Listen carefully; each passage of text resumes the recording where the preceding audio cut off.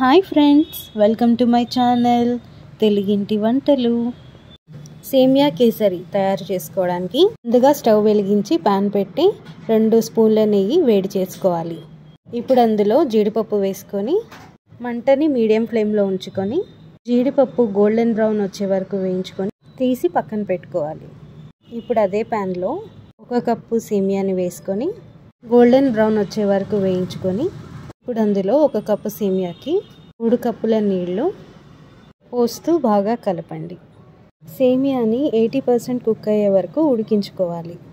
ఇప్పుడు అందులో 1 కప్పు సేమియాకి 1 కప్పు షుగర్, ఫుడ్ కలర్ కూడా వేసి అంతా మిక్స్ అయ్యేలా బాగా కలపండి.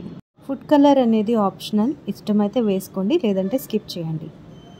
చివరిగా ఇలాచీ పౌడర్ వేసుకొని ముందుగా వేయించి పెట్టుకున్న జీడిపప్పును కూడా వేసుకొని ఒకసారి కలిపి స్టవ్ ఆఫ్ చేసుకోండి. అంతే, ఎంతో రుచికరమైన సేమియా కేసరి రెడీ.